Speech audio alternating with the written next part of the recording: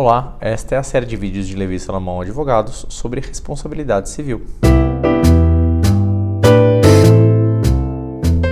A essa altura, você já deve ter assistido ao primeiro vídeo da nossa série com os elementos básicos de responsabilidade civil no Brasil. Se não viu, veja, eu o recomendo fortemente.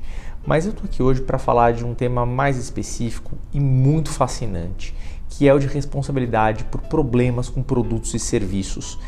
Esse tema abarca processos que vão desde açõezinhas pequenas em juizado especial até casos enormes ajuizados pelo Ministério Público, por associações civis, que envolvem milhões e milhões de reais.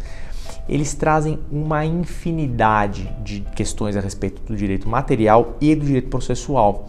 Mas se eu fosse pensar em uma pergunta, seria a seguinte: qual é o estatuto legal que vai regular o meu caso? Qual é a lei que vai regular o meu caso? Essa é uma questão importante, porque o Brasil possui um Código Civil, mas também possui um diploma consumerista específico, conhecido como Código de Defesa do Consumidor, ou CDC. O CDC é mais favorável aos requerentes do que o Código Civil por uma série de razões. Uma delas seria o fato de que o Código Civil permite que se discuta se houve culpa ou dolo do requerido no caso concreto. E esse ponto é irrelevante para o Código de Defesa do Consumidor, já que o CDC prevê a responsabilidade objetiva dos fornecedores. A outra razão está ligada ao ônus da prova, que pode variar no caso concreto. É uma regra básica dentre as diversas jurisdições que o requerente que deve fazer prova das suas alegações.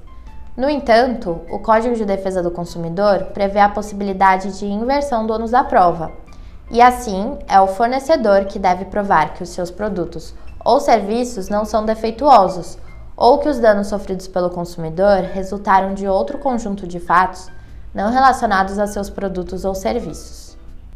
E há outras razões, como prazos prescricionais distintos para ajuizar a ação, diferentes regras de interpretação contratual e assim por diante. Certo. Olha, na prática mesmo, os tribunais por vezes acabam aplicando o CDC meio que no piloto automático. Mas o correto é que o juiz sempre faça uma reflexão rigorosa a esse respeito. Por quê? Existem demandas que tratam de defeitos de produto ou serviço, mas que são regidas pelo Código Civil, em razão da inexistência de uma relação de consumo entre o autor de um lado e o réu do outro. E eu vou dar um exemplo que é simples de um caso em que isso acontece, que é o caso das ações cujo fundamento seja a morte do consumidor. Por quê? Em alguns países, a legitimidade para ajuizar esse tipo de demanda é do espólio do consumidor falecido. No Brasil isso não acontece. A legitimidade é dos parentes próximos, pais, filhos, cônjuges ou companheiros, etc. Essas pessoas, quando vão a juízo, não vão pleitear um direito do consumidor falecido. Elas pleiteiam um direito próprio. Elas alegam o dano material e o dano moral que elas próprias sofreram. E por isso, em razão da inexistência da relação de consumo com aquele fornecedor réu, que o se aplica mesmo é o Código Civil.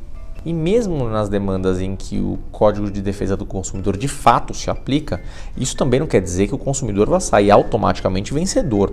Aliás, esse é um equívoco muito comum. E quanto maior, quanto mais complexa a disputa, mais danoso esse equívoco se mostra. A gente tem que lembrar sempre, o fornecedor pode provar que o seu produto, o seu serviço não padecem daquele vício, daquele defeito que o consumidor alegou, ou seja, inexiste ato ilícito. O fornecedor também pode provar que os danos que o consumidor alega foram causados por um conjunto de fatos alheio, por exemplo, conduta de terceiro, e nesse caso falta um nexo causal.